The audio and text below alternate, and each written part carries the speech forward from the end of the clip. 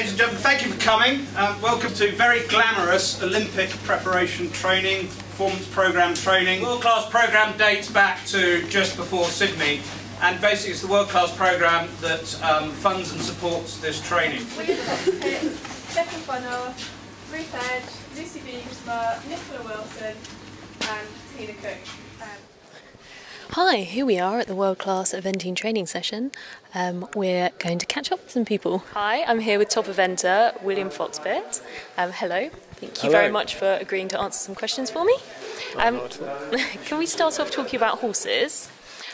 So Cool Mountain I know is sadly out of contention now for the Olympics, but I understand you have 3 more possibles, is that true? Yes, it's very sad that Cool Mountain's off with an injury this year, and you know, as I said before, he was looking like being a very promising horse for the Olympics, and therefore to lose him is a major blow.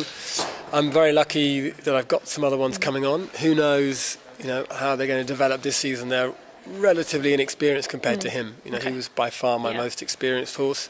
But the 3 I've got looking promising at this stage. I've got one of them here, Park Lane Hawk, in training at Addington this week. Perfect. And Oslo and Lionheart will come out the next Addington session at the end of next week. So they're looking good, but it's February and it's a long way to go till July. I know, that's the thing. That's the problem with horses, isn't it? We don't know what's going to happen next. I think that is a major concern for any of us riders. Is you know, that kind of the terrifying fear of having one of your top horse, your only top horse injured.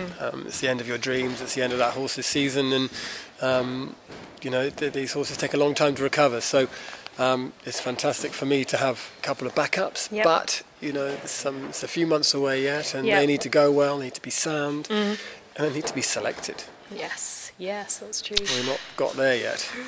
Nervous? Are you nervous? I'm not nervous, no. I'm not nervous. I think it's great that 2012 is here. I think it's been a long time coming, you know. It's 8 and bit years since we heard that London won the Olympic bid, and you know, that was a great boost for the sport of eventing. As a result, we've had a lot of support from lottery funding right down through the levels of eventing, which has been a massive boost, and all geared towards producing athletes and combinations for the Olympics. So it's very exciting that it's here, and just trying to pretend it's a normal year, really.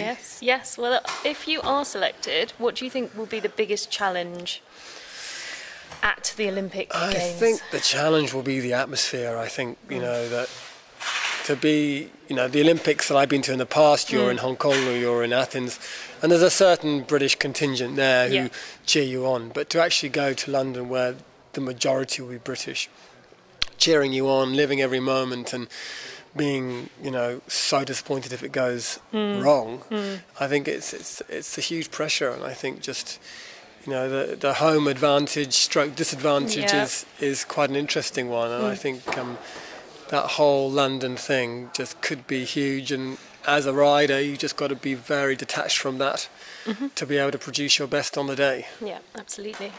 So moving on to kind of past the Olympics, are you thinking past the Olympics? Do you have plans for kind of after that at the moment? Or I hope there's life after the Olympics. Yes. I think it'd be, life stops. It'd be quite depressing if there's not. And I think that's the great thing with eventing is it's not just about the Olympics. The Olympics is one competition, it's a major championship, but there are lots of other options.